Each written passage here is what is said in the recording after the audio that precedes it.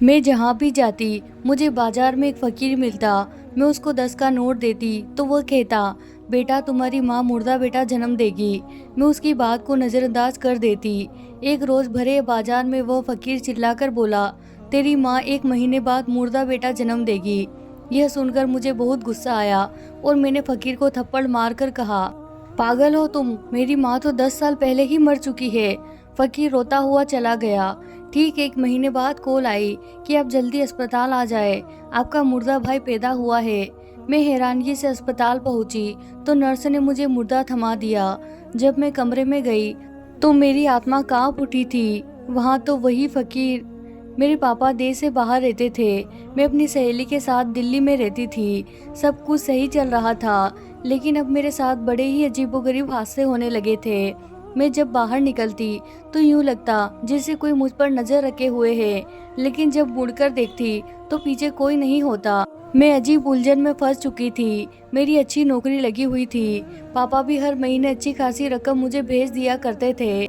मैं आज़ाद परिंदे की तरह अपनी ज़िंदगी गुजार रही थी, लेकिन अब यूँ लगता था जैसे कोई मेरा पीछा कर रहा है, लेकिन मेरी हर कोशिश नाकाम हो जाती और पता ही नहीं लगता आखिर वह कौन है जो खुफिया तौर पर मुझ पर नज़र रखे हुए है।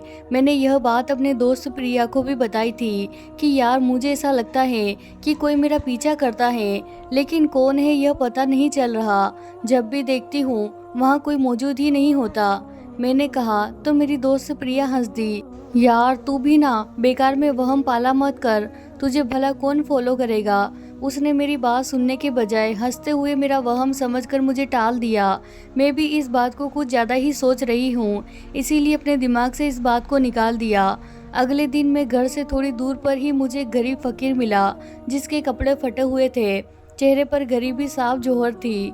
यह सब तो हमारे देश में बहुत आम था। यह लोग हाथ पैर सलामत होने पर भी काम के बजाय मांगने को ज़्यादा अहमियत देते थे, और अगर कोई कुछ समझाने की कोशिश करे तो अजीब ही तरह का बर्ताव करने लगते थे। मैंने भी ज़्यादा गौर नहीं किया और ना ही कुछ ऐसा कहा, बल्कि अपनी जेब से बटुआ निकाला और 10 रुपया का नोट निकाल कर उस फकीर को दे दिया। नोट देखते ही उस फकीर के चेहरे के हाव भाव बदले थे, जैसे उसे इतनी कम पैसों की उम्मीद ना हो, लेकिन उसके बावजूद वह चेहरे पर मुस्कान सजाए हुए था और मुझे देखने लगा। लेकिन मुझे उसकी आंखों की चमक बहुत ही अजीब लगी थी। मैं भी आगे बढ़ने के बारे में सोच ही रही थी कि वह मेरे और करीब हुआ और बोला, लड़की तेरी माँ 1 महीने के बाद मुर्दा बेटा पैदा करेगी। यह कहते ही वह मेरी तरफ अजीब सी मुस्कुराहट लिए देखे हुए वहाँ से चला गया। लेकिन उसकी बात सुनकर तो मेरे पैरों तले जमीन ही निकल गई थी, क्योंकि मेरी माँ को मरे हुए 10 साल हो चुके थे। तो वह फकीर क्या कह गया था, ऐसा कैसे मुमकिन हो सकता है। यह तो नामुमकिन सी बात थी। मुझे उसकी बात का कोई सर पैर नजर नहीं आ रहा था। पहले जो मैं हैरान हुई थी, अब सोच सोच कर गुस्से में मेरा दिमाग पागल होने के करीब था, क्योंकि वह फकीर जाने अनजाने में मेरी मरी हुई माँ पर इल्जाम लगा गया था। क्या पता वह दिमागी मरीज हो, इसीलिए उसने यह सब कहा हो। मैंने खुद को समझाते हुए अपने दिमाग से हर ख्याल को झटका दिया था और आगे की तरफ चल पड़ी। लेकिन फिर पूरा दिन ना चाहने के बावजूद भी उसी फकीर के बारे में सोचती रही थी। अगले दिन जब घर से निकली तो फिर से वही फकीर मेरे सामने आ गया, और आज भी मैंने जब उसे पैसे निकाल कर दिए तो वह वही बात बोला था कि लड़की 1 महीने के बाद तेरी माँ मरा हुआ बेटा जन्म देगी। इस बार मैंने उसकी बात अनसुनी कर दी और एक हल्की सी नज़र उसे देखते हुए आगे की तरफ बढ़ गई, क्योंकि वह मुझे पागल ही लगा था जो ऐसी बातें कर रहा था। मैंने उस पर गौर नहीं किया, लेकिन आज भी मुझे उसके चेहरे पर वही अजीब सी मुस्कुराहट नजर आई थी। मैंने उसे अपने दिमाग से झटका और अपनी काम पर जाने लगी और अपना सारा ध्यान अपने काम पर लगाने लगी, लेकिन कामयाब ना हो सकी। वो अच्छा भला आदमी रोज मुझे एक ही बात कह रहा था। आखिर इसका मकसद क्या था? क्या वह वाकई पागल था, या फिर मेरे सामने यह सब करने का ढोंग रच रहा था, या उसका मकसद कुछ और था। लेकिन एक फकीर का मुझे यह कहना कि 1 महीने के बाद मेरी माँ मरे हुए बच्चे को जन्म देने वाली है, ऐसी बात कहने के पीछे क्या वजह हो सकती थी? ऐसी क्या मजबूरी थी कि वह बस मुझे ही यह सब कहता था, किसी और को क्यों नहीं कहता था? लेकिन क्या पता वह किसी और को भी कहता हो। मैं कौन सा हर वक्त उसके साथ रहती हूँ। मैंने अपने दिमाग को झूठी तसल्ली दी और वहाँ से चली गई। अगले दिन मैंने अपनी दोस्त को लेकर एक मेले में चली गई थी। मैंने कहा, यार देखो कितना अच्छा है यहाँ सब। प्रिया अपनी खुशी का इजहार करते हुए बहुत ही शौक से यहाँ वहाँ घूम रही थी और हर चीज़ को देख रही थी। 2 महीने के बाद उसकी मंगनी होने वाली थी। उसका कहना था, शादी से पहले का समय ही घूमने फिरने का समय है, उसके बाद तो तेरे जीजू कहीं आने जाने ही नहीं देंगे। इन मर्दों के भी अजीब ही नखरे होते हैं। मैं उसकी खुशी देखकर जहाँ खुश हो रही थी, लेकिन उसकी बात सुनकर कहने लगी, बस कर दे यार, तूने तो सारे मर्दों को ही एक ही पालने में तोलना शुरू कर दिया है। वह तेरी बचपन की मोहब्बत है, इसीलिए तेरे मिजाज का है और फिर तेरा देखा भाला करता है। किसी अनजान लड़के को क्या पता कैसा है कैसा नहीं। कम से कम तुझे यह तो पता है किस बात पर खुश होगा और किस बात पर नाराज। इसीलिए तू ऐसे काम ही ना करना कि वह नाराज हो, बल्कि उसका दिल खुश करना। लड़के तो वैसे भी थोड़ी सी मोहब्बत पर ही पिघल जाते हैं, मैंने हंसते हुए कहा था। और जैसे ही मेरी नज़र सामने पड़ी, हैरत से मेरी आंखें फट पड़ी थी, क्योंकि वही पागल इंसान अच्छे खासे हुलिये में खड़ा किसी आदमी को कोने में लेकर बातें करने में बिजी था। मैंने प्रिया का ध्यान उसकी तरफ करने की कोशिश की, लेकिन जब तक प्रिया ने देखा, वह आदमी वहाँ से गायब हो चुका था। मुझ पर तो हैरतों के पहाड़ टूट पड़े थे। ऐसा कैसे हो सकता है? यह भिखारी यूं अच्छे खासे कपड़ों में खड़ा होकर किसी से बात कर रहा था। प्रिया, तूने देखा वह फकीर वहाँ पर इतने अच्छे कपड़ों में खड़ा क्या कर रहा था? और वह आदमी वही है जो रोज मुझे। अभी मैं अपनी जल्दबाजी में कुछ कह देती कि मेरे चेहरे के उड़े रंग देखकर प्रिया परेशानी से मेरी तरफ देखने लगी थी। क्या हुआ, तेरे चेहरे का रंग क्यों उड़ा हुआ है और तू किस फकीर की बात कर रही है? प्रिया ने मुझसे पूछा तो मुझे अचानक ही अपनी जल्दबाजी और दिमागी हालत पर गुस्सा आया। यह बात तो मैं प्रिया को पहले ही बता चुकी थी, तो अब बताने में क्या समस्या थी? इसीलिए जल्दी से बोला, वहाँ वहाँ वो आदमी खड़ा था, वही फकीर मांगने वाला जो रोज मुझे कहता है 1 महीने बाद तेरी माँ मरा हुआ बच्चा जनेगी। मैंने उसे बताया। मुझे समझाते हुए कहने लगी, हाँ तो वो पागल है, इसमें कौन सी अजीब बात है जो तेरे चेहरे का रंग उड़ा हुआ है? प्रिया ने नॉर्मल शब्दों में कहा। मैंने कहा, अरे तूने देखा नहीं, जब मैंने उसे देखा वह सूट बूट पहने हुए था और वह किसी आदमी से बात भी कर रहा था वहाँ खड़ा होकर। मैं प्रिया की अकल पर मातम करते हुए उसे पूरी बात बताई थी, लेकिन मेरी बात सुनने के बाद थोड़ी देर खामोश रहने के बाद प्रिया जो हंसी तो हंसते ही चली गई। तेरे कहने का मतलब है कि एक भिखारी ने हमारा पीछा किया और अब सूट बूट पहनकर खड़ा होकर वह किसी से बात कर रहा है? तो पागल हो गई है, उसे यह सब करके क्या मिलना है? और भिखारी के पास सूट बूट कहाँ से आएगा? इसका मतलब असल में ना, तूने इस फकीर को सोच सोच कर उस फकीर को अपने दिमाग पर इतना हावी कर लिया है कि तुझे हर आदमी में इस फकीर का चेहरा नजर आता है। यह सब तेरा वहम है। मुझे तेरी तबीयत सही नहीं लग रही, चल हम घर चलते हैं। उसने इन सब बातों को मेरे दिमाग का फितूर समझकर मुझे इस समय घर चलने के लिए कहा। वो मुझे घर लेकर आ गई। मुझे आराम करने का कहते हुए वो दूसरे बेड पर चली गई।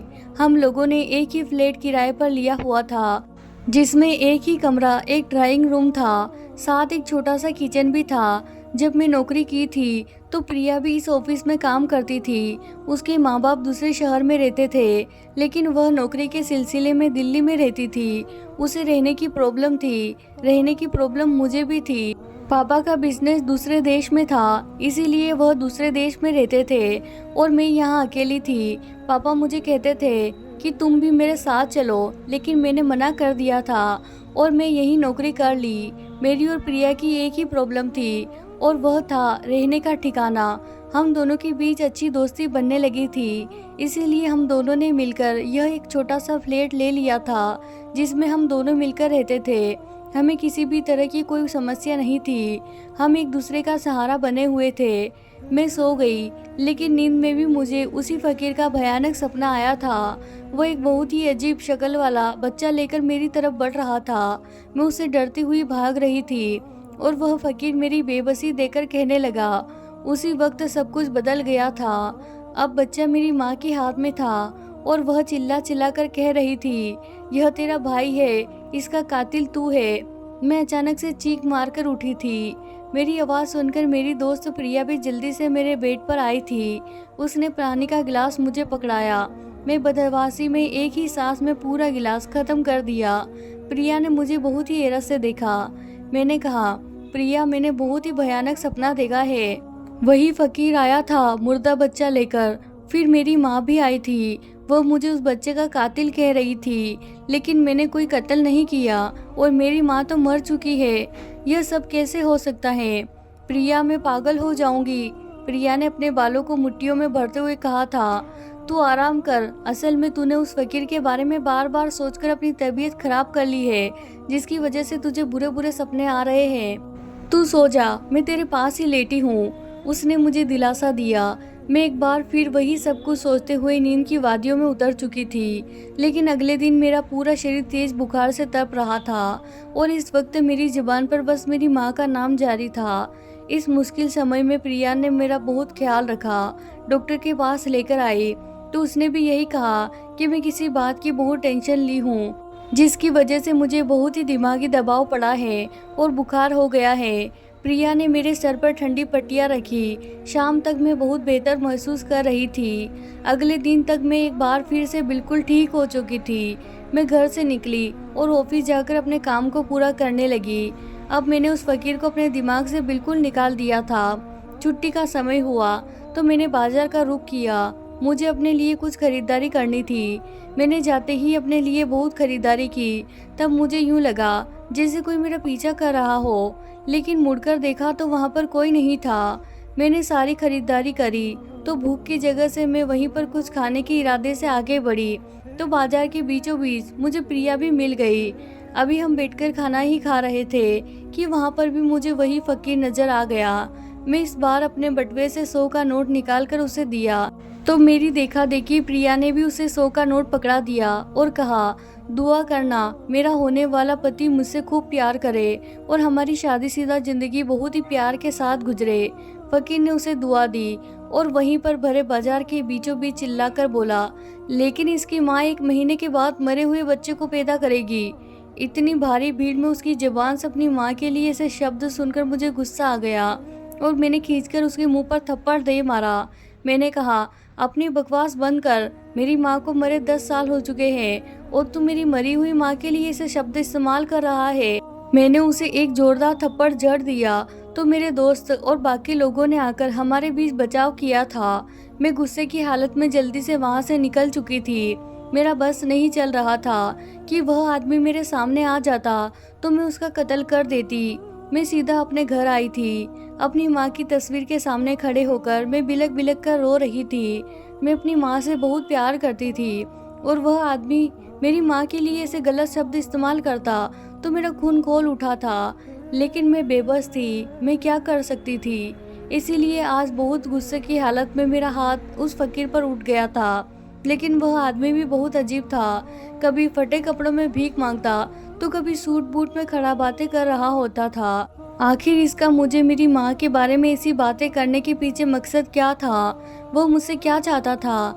क्या उसे पैसों की जरूरत थी जिसकी वजह से वह झूठ बोल रहा था, या फिर बात कोई और थी?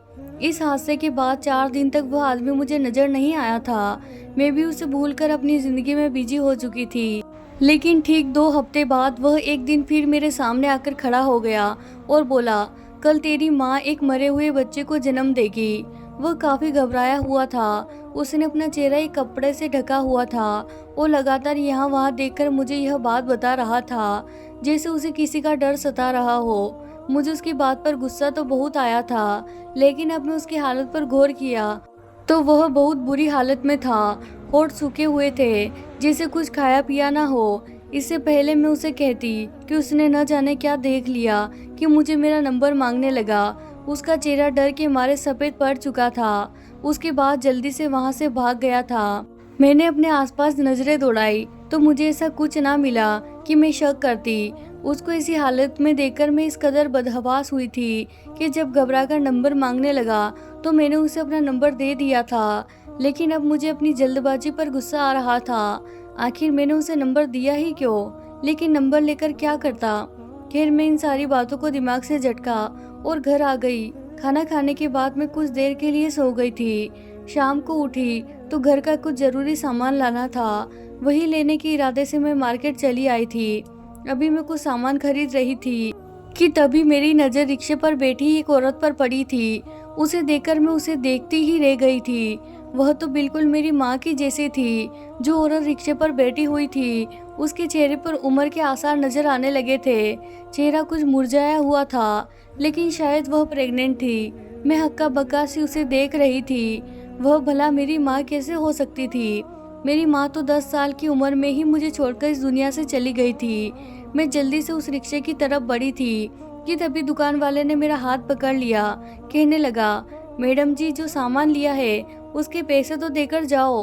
मैं जल्दी से पर्स में से पैसे निकाले और उस आदमी को दिए। उसने खुले पैसे मुझे दिए। इतनी देर में वह रिक्शा पता नहीं किस गली में मुड़ गया था। मैं इधर उधर उसे ढूंढने की बहुत कोशिश की, लेकिन वह रिक्शा वाला मुझे कहीं दिखाई नहीं दिया। अब पता नहीं क्यों मुझे उस फकीर की बात पर विश्वास होने लगा था। क्या सच में वह औरत मेरी माँ थी या बस मेरी आंखों का धोखा था? मैं उलझन का शिकार थी और इसी उलझन में मैं घर वापस आ गई थी। मेरे दिमाग के पर्दे पर मेरी बीती जिंदगी घूमने लगी थी। मैं 10 साल की थी कि तभी मेरे पापा एक दिन रोते हुए घर आए थे। कहने लगे, बेटा, तुम्हारी माँ एक एक्सीडेंट में मर गई है। एक्सीडेंट की वजह से उसका चेहरा बहुत खराब हो गया था, यहाँ तक कि उसका पूरा शरीर कुचल गया था। मैंने उसका अंतिम संस्कार कर दिया है। तुम बिन माँ की रह गई हो मेरी बच्ची। पापा ने मुझे गले लगाकर तसल्ली दी थी। खुद भी रो रहे थे और माँ की मौत की खबर सुनकर मैं भी फूट फूट कर रो रही थी।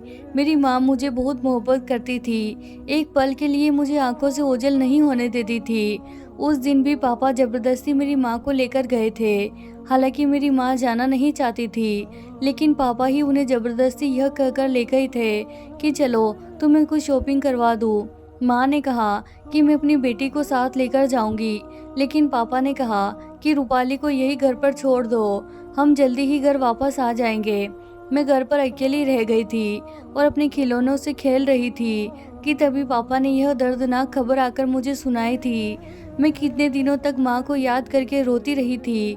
पापा ने उस समय मुझे बहुत सहारा दिया था, बहुत संभाला था। धीरे धीरे माँ की जुदाई का जो गम था वह हल्का पड़ने लगा था। पापा ने मेरा एक बोर्डिंग स्कूल में एडमिशन करा दिया। वह कभी कभी मुझसे मिलने आया करते थे और जब मैं 18 साल की थी तो पापा विदेश चले गए थे, यह कहकर कि उनका बिजनेस विदेश में ज़्यादा फैला हुआ है तो उन्हें विदेश में रहना है। पापा ने मुझे भी कहा था कि मैं उनके साथ चलूं, लेकिन मैंने मना कर दिया था। लेकिन आज जब मैं अपनी माँ जैसी औरत को रिक्शे पर देखी तो मेरा दिमाग से सैकड़ों सवाल उठने लगे थे। वही दूसरी तरफ फकीर की बातें भी मेरे दिमाग में घूमने लगी थी। मैं सोच लिया कि मैं पापा से फ़ोन पर बात करूँगी और उनसे पूछूंगी कि आखिर यह सब क्या है। क्या सच में उन्होंने मेरी माँ को अपने हाथों से अंतिम संस्कार किया था या फिर मेरी माँ जिंदा थी? मैं उनसे पूछना चाहती थी। और वह फकीर, इसका मतलब क्या था? क्या वह फकीर सही कह रहा था? लेकिन ऐसा कैसे मुमकिन था? पापा तो विदेश से बाहर थे, तो मेरी माँ प्रेग्नेंट कैसे हो सकती थी? यह सब बातें कैसे सच हो सकती थी? मैं अभी घर पहुंची भी नहीं थी कि वहीं फकीर मेरे सामने आया और बोला, देखो, सिटी अस्पताल में तेरी माँ मुर्दा बच्चे को जन्म देने वाली है। वह रोते हुए यही बात कहते हुए वहाँ से जा चुका था। मैं उसके पीछे भागी थी, लेकिन वह मुझे थोड़ी दूर जाकर कहीं नजर नहीं आया। मैं मायूस होकर वापस लौटने लगी। मेरे नंबर पर कॉल आने लगी। कोई अनजान नंबर था। मैं जल्दी से कॉल उठाई तो आगे से एक नर्स बोली, आप जल्दी से अस्पताल आ जाए, आपकी माँ ने एक मुर्दा बच्चा को जन्म दिया है। उसने अस्पताल का नाम बताकर फ़ोन बंद कर दिया। मैं फ़ोन को हाथ में लिए घूर रही थी। यह सब क्या था? इस सब से पर्दा उठाने के लिए मुझे अस्पताल जाकर इस रात से पर्दा उठाना था। मैंने सोच लिया था। उसके बाद मैं पापा को फ़ोन करके सब पूछूंगी, लेकिन मैं अनजान थी कि मेरे साथ आगे क्या होने वाला था, कौन सा सच मेरे सामने खुलने वाला था।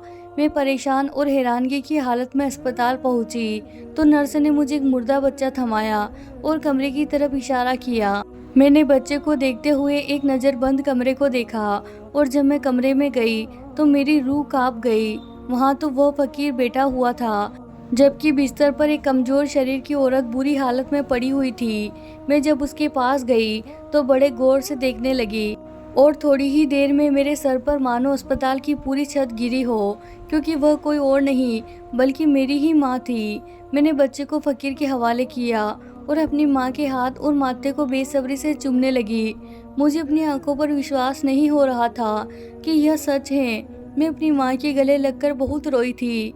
मेरी माँ जिंदा थी और मैं उन्हें मरा हुआ समझकर इतने साल अनाथों की तरह ज़िंदगी गुजार रही थी। मैंने माँ से कहा, माँ तुम मेरे पास क्यों नहीं आई?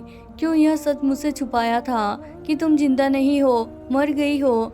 क्यों मुझे यह झूठ बताया था? मुझे माँ के प्यार के लिए क्यों तरसाया गया? मैं रोती रही, तड़पती रही, लेकिन माँ तुम मुझे मेरे पास नहीं आई। मैं भगवान का जितना धन्यवाद करूँ उतना कम है कि तुम जिंदा हो, मेरी आंखों के सामने हो, लेकिन तुमने यह सब क्यों छुपाया मुझसे? मैंने अपनी माँ को आराम से बिस्तर पर लेटाकर उनसे सवाल किया था। मैं बहुत ही बर्दाश्त करके वहाँ पर खड़ी हुई थी। माँ की हालत बहुत ख़राब थी, बहुत बुरी हालत में बिस्तर पर पड़ी हुई थी। मेरी आंखों से आंसू बह रहे थे। मेरी माँ ने मुझे बैठने का इशारा किया और बोलना शुरू किया। माँ ने बताया कि तेरे पापा बहुत ही बुरे इंसान थे। शुरू में मुझे भगाकर मुझसे शादी कर ली, लेकिन तेरी पैदाइश के बाद मुझे बदचलन कहने लगे। उसके बाद उसका जैसे मुझसे दिल भर गया। रोज़ मुझे मारता पीटता और चला जाता। एक रोज़ तो उसने मुझे तलाक दे दी। मेरी दुनिया ही लूट चुकी थी। मेरे भागने की खबर सुनकर मेरे माँ बाप पहले ही सदमा बर्दाश्त ना कर सके और इस दुनिया से चले गए थे। मैं कहाँ जाती, इसीलिए इसी घर में बैठी रही। रात को तेरा बाप एक नई लड़की ले आया। बोला यह लड़की बहुत अमीर है, मैं इससे शादी करूँगा और इसके साथ बाहर चला जाऊँगा और तू यहाँ से दफ़ा हो जा। मैं तेरे बाप के पैरों में गिर गई थी। मैंने कहा था ऐसा जुल्म मत करो, हमारी छोटी सी बच्ची है जो हम दोनों के बिना अधूरी रह जाएगी। तेरे बाप ने कहा कि रूपाली मेरे पास रहेगी, वह तेरे साथ नहीं जाएगी। उस दिन भी वह मुझे ज़बरदस्ती अपने साथ ले गया था। मुझे पता था कि मैं अब तुझे नहीं देख पाऊंगी। मैं चाहती थी कि तू मेरे साथ चले। मैंने बहुत जिद की कि रूपाली मेरे साथ जाएगी, लेकिन तेरा बाप नहीं माना और मुझे ज़बरदस्ती उस घर से ले गया और मुझे एक एनजीओ में छोड़ आया, यह कहकर अगर तू घर वापस आई तो मैं तेरे टुकड़े टुकड़े कर दूंगा और तेरे सामने ही तेरी बच्ची को भी। मैंने उसके मुंह पर हाथ रख दिया। मैंने कहा मैं वादा करती हूँ मैं कभी लौटकर रूपाली के सामने नहीं आऊँगी। बस मेरी बच्ची को कुछ मत करना और उसे अच्छे से पालना। मैं फिर कभी नहीं आई थी। उसने तुझे मुझसे छीन लिया। मैं एनजीओ में रहने लगी थी और अपना समय काटने लगी, लेकिन एनजीओ में भेड़िए बसते थे। उन्होंने मेरी इज्जत पर वार करना चाहा तो मैं वहाँ से भी भाग आई। अब मैं बेघर हो चुकी थी। तब मुझे मोहन मिला जो गरीब था, लेकिन उसने मुझे रहने की जगह दी और फिर कुछ ही महीने बाद मुझसे शादी भी कर ली। तेरे बाप को पता चला तो यहाँ भी मेरा दुश्मन बन बैठा और जहाँ भी मोहन काम करने लगा वहाँ न जाने क्या अफवाह फैला दिया था कि काम से निकाल दिया जाता। मैं मोहन को औलाद का सुख ना दे सकी। हर बार मेरा बच्चा मेरे पेट में ही मर जाता था और आज इतने सालों बाद अगर भगवान ने औलाद दी थी तो मुर्दा बच्चा पैदा हुआ। डॉक्टर ने पहले ही कह दिया था कि इस बच्चे के बहुत कम चांस है कि यह जिंदा पैदा हो, लेकिन फिर भी हम अपनी किस्मत आजमा रहे थे। शायद भगवान को हम पर दया आ जाती और हमारा बच्चा जिंदा पैदा होता, लेकिन उसकी चांस कम ही थे। मोहन के पास इतने पैसे नहीं थे कि प्राइवेट अस्पताल में इलाज करवाता, इसीलिए तुझे बहुत बताने की कोशिश की, लेकिन तूने उसकी एक नहीं सुनी। मोहन तुझे खुद कुछ भी खुलकर नहीं बता सकता था, क्योंकि तेरा बाप ने यहाँ कई आदमी तेरे ऊपर नज़र रखने के लिए छोड़ रखे हैं। शायद उसका शक था कि कहीं तुझे सच्चाई पता न चल जाए और जो तेरे पास पैसा है कहीं वह तू अपनी माँ पर खर्च ना कर दे। तेरा बाप अपनी नई बीवी के साथ बाहर ऐश कर रहा है और अपनी बीवी के कहने पर तुझे खुद से दूर कर रहा है। अगर तुझे तेरी जिम्मेदारी दे देता तो आज मैं यूं बिस्तर पर ना पड़ी होती। मेरी माँ रोने लगी। मुझे अब अपने आप से नफरत होने लगी थी। मैं अपनी माँ को और उनके पति मोहन को अपने फ्लैट पर ले आई। मेरे अकाउंट में इतना पैसा जमा था कि मैं एक फ्लैट खरीद सकती थी, क्योंकि पापा भी मुझे हर महीने पैसे भेजते थे और मेरी खुद की नौकरी भी अच्छी खासी थी। बस कभी ज़रूरत ही महसूस नहीं हुई थी अपना घर बनाने की। लेकिन जब मैं माँ को घर लाई तो मैंने अपना फ्लैट खरीद लिया था और मैं अपनी माँ के साथ इस फ्लैट में रहने लगी थी। अब मैं उनका ख्याल रखती हूँ और सही सही शब्दों में मैंने अपनी माँ को और उनके पति मोहन को अपनी बेटी बनकर दिखाया था। मेरे मम्मी पापा अब मुझसे इतनी मोहब्बत करते हैं कि ज़िंदगी में कोई कमी महसूस ही नहीं होती। मेरे सौतेले बाप ने मुझे सगे बाप से ज़्यादा मोहब्बत दी थी। मैंने अपने पापा मोहन की भी नौकरी लगवा दी। अब उनके सर से भी बोझ उतर गया था कि वह मेरे पैसों पर जी रहे हैं। मेरे सगे पापा और उनकी बीवी को पुलिस ने नशे की दवा बेचने और काला धंधा करने के जुर्म में वहीं पर उम्र कैद की सज़ा सुनाई थी। मेरे पापा ने मुझे फ़ोन किया था और मुझे मदद के लिए बुलाया था, लेकिन ना मैंने उनसे कोई बात की, नहीं उनकी मदद के लिए मैं वहां गई, क्योंकि मुझे उस आदमी से नफ़रत थी जिसकी वजह से मेरी माँ मरने के कगार पर पहुंच गई थी, बल्कि माँ को मरने से पहले ही मुझसे छीन लिया था। हम सब अपनी ज़िंदगी में खुश हैं। तो प्यारे दोस्तों, ये थी हमारी आज की कहानी। अगर आपको कहानी पसंद आई है तो इसे ज़रूर लाइक कीजिए। आपकी राय हमें कमेंट बॉक्स में बताना बिल्कुल ना भूलें। और अभी तक आपने हमारा चैनल को सब्सक्राइब नहीं किया है तो ज़रूर कर लें। धन्यवाद दोस्तों।